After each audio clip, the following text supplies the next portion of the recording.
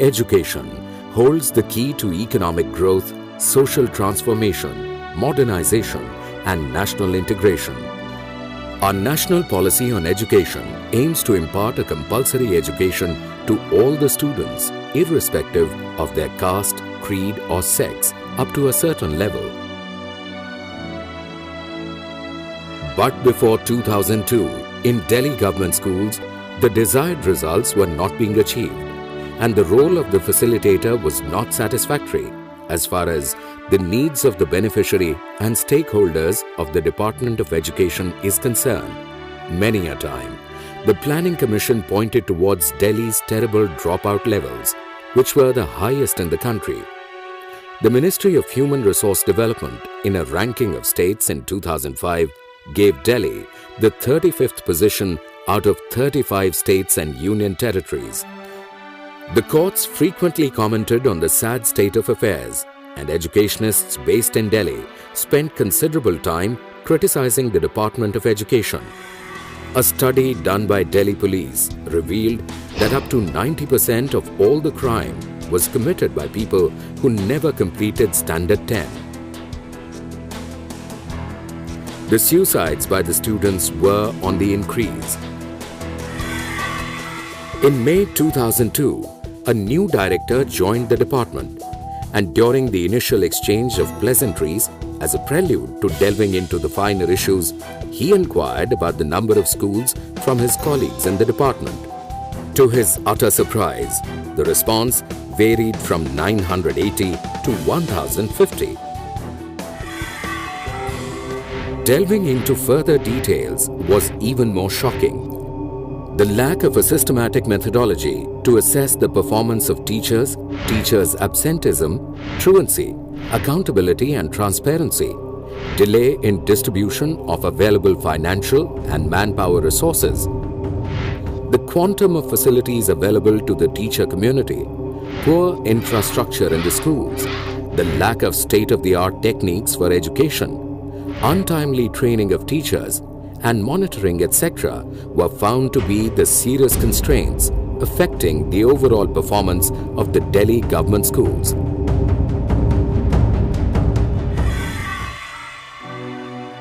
In 2002, under the stewardship of the then director, the major task of computerization and networking the most decentralized department of the Delhi government was started with the clear view of creating a web-based information system so that any user from any location can have access and use this system. The idea was to create an online command and control system. The basic infrastructure in terms of IT, like computer, an IT assistant, and a broadband connection was provided to every school or principal, and with its help, the school or the principal entered the data of the teachers and other employees of the school. Every teacher was given a unique ID, every school was given a unique ID, every student was given a unique ID. So for the first time, every teacher, every student became an identifiable individual in the entire system. It was made sure that not only the data should be fed into the computers, but the workflow itself should be embedded into the information system so that the authorized users can transact business through the information system itself and are not required to enter details after the transaction has taken place. These two features enabled a real-time updation of the data. It was made mandatory to use Management Information System. This ensured that the basic data of the department is always up to date. Prior to computerization, having an idea of number of schools, teachers, employees falling under the Delhi government schools was almost an impossible task. But this was not very easy. Initially, there was a lot of resistance to computerization, as is normal in any government system. There were obstacles, challenges, difficulties and grudges among some people at various levels because the power of malpractices was going out of their hands and they were accountable to the system which they had taken for a ride earlier. Several brainstorming sessions, intense grueling at Indian Institute of Technology (IIT) and a management course at Manila done by the contemporary director enabled him to diagnose the systematic problems and find out solutions for the same. But the rigors of implementation lay ahead of him, and the road ahead was strewn with immense problems such as inertia as seen in any system, resistance of employees to reform process, sagging morale of the employees concerned, lack of technical manpower to create a web-based program, lack of training of the staff, constraints of working in the government system in general, highly politicized nature of the teaching community, etc. were the other obstacles faced by the innovators. During the period from mid-2002 to January 2005, the department achieved the seemingly impossible target of computerizing and networking the biggest and the most decentralized department of the government of Delhi through personal interest, acumen and leadership of the Director of Education. One of the most important things about this initiative is that it is a product of an in-house process having an organic growth. Each part of the system started delivering perceptible results within a few days of its implementation. The online process started with the schools, then teachers, finances, students, administration, school leaving certificates, promotion of teachers, and slowly every functioning of the Delhi government schools was computerized. The initiatives related to IT taken by the department were Employee Information System, Transfer Posting Module, Finance Module, File Tracking System, Processing of Vigilance Cases, Processing of Court Cases, Maintenance of Electronic Documents, Maintenance of Annual Confidential Reports. These initiatives brought out immense improvements in the administrative efficiency, transparency, accountability and monitoring capability of the system. As an outcome, there has been a perceptible change in both administration and academic output of the department on all the parameters upon which performance of any education system can be evaluated. There was a quantum jump in CBSE class results from 46% to 85% in a span of 5 years. The entry-level enrollment in Delhi government schools, that is Class 6, increased by 14% in the very first year of implementation of online admission. Online transfer of postings left no scope for favoritism. The discretionary power of transfers and postings was done away with, resulting in absolute transparency. Use of ITA in the process of online transfer posting resulted in better utilization of teachers in districts and zones and reduced the skew, which had resulted from more teachers being posted earlier in a convenient area.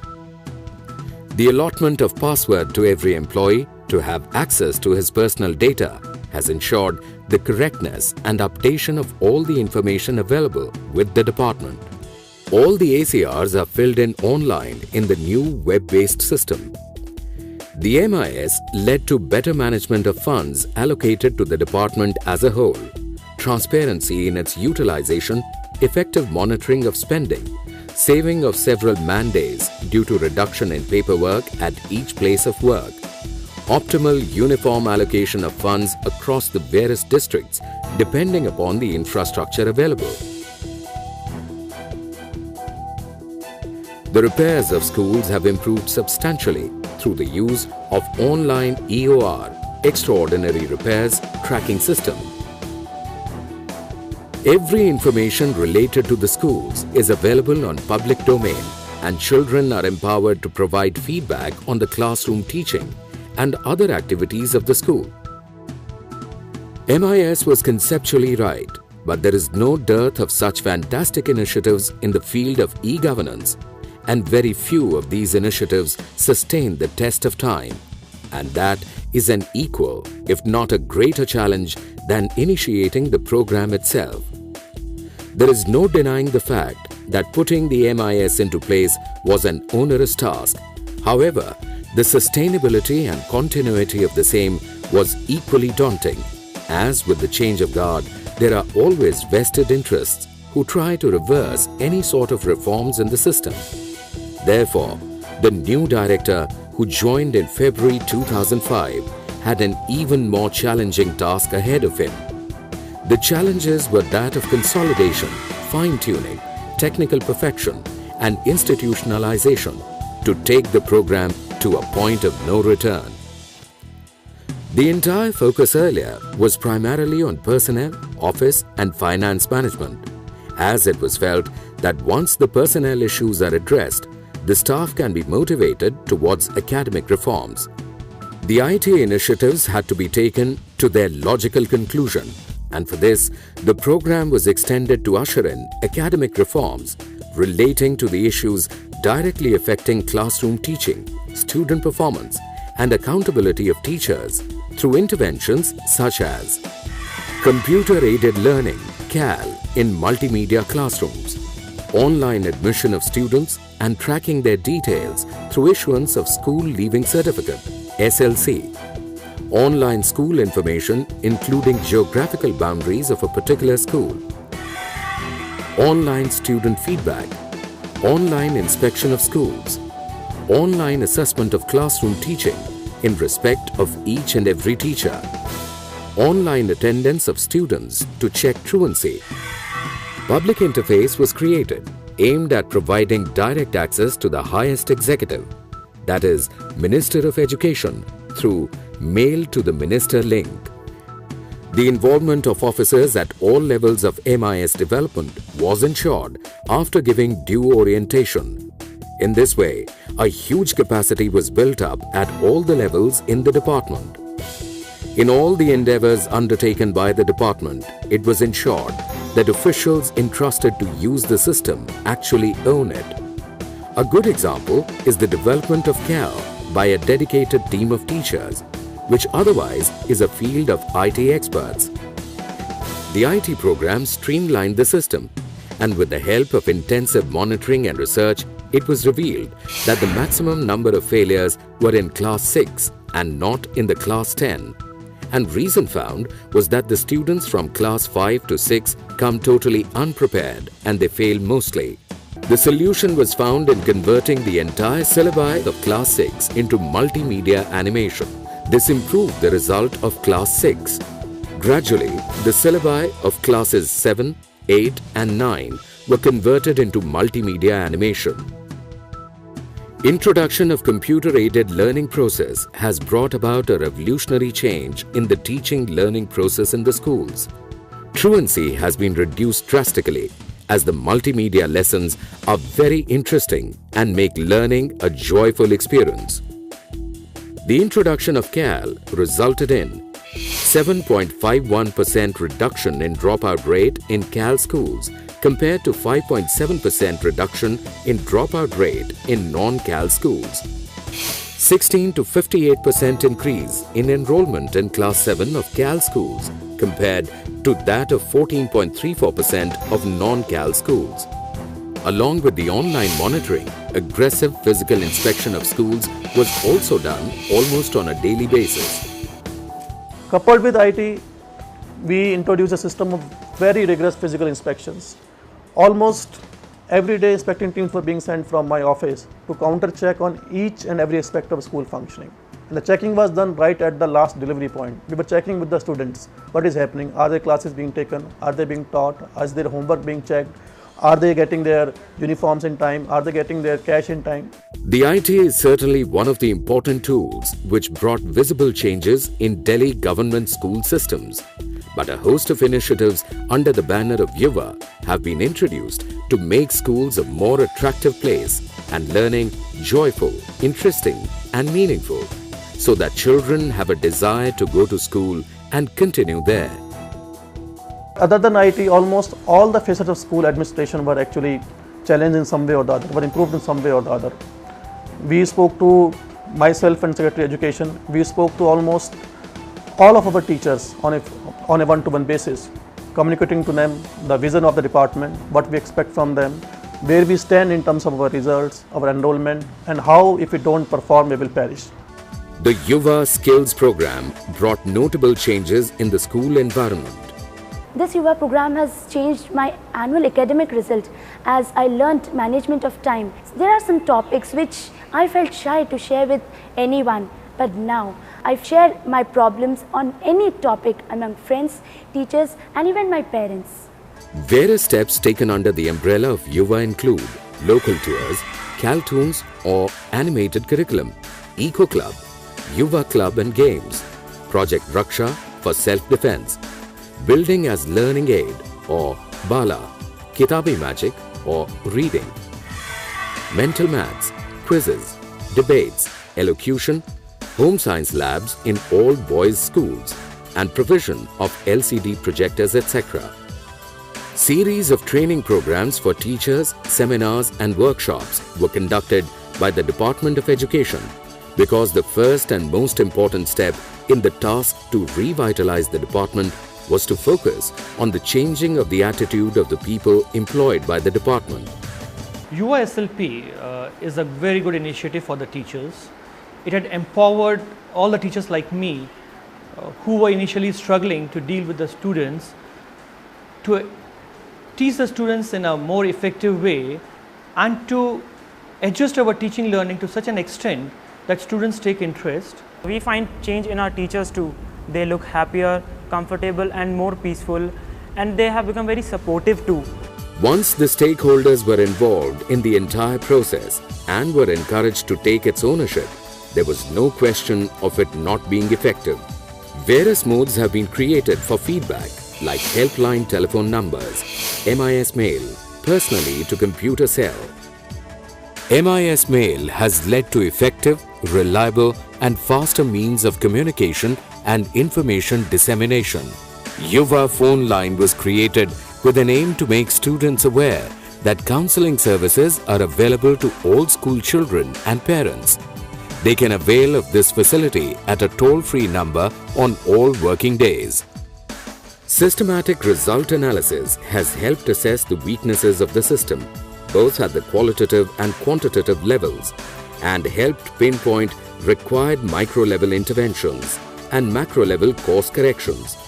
For example, one analysis showed that co-educational schools were best performers, morning shifts gave better results, girls' schools did better than boys' schools, and optimal enrollment was between 1,000 to 1,500. Resultantly, in 2005, 70 double-shift schools were merged to have 35 single-shifted morning co-educational schools. Results of the merged schools went up dramatically, almost 3 times in just 2 years, from 27.65% to 50.94% in 2006 and then to 77.02% in 2007. The gap between the pass percentage of private schools and government schools in Delhi has been substantially reduced. An objective analysis of subject-wise performance revealed that mathematics and English should be the key areas of focus. A pass mark in mathematics gives the highest possibility of overall pass percentage. Accordingly, academic training was imparted to all mathematics teachers by subject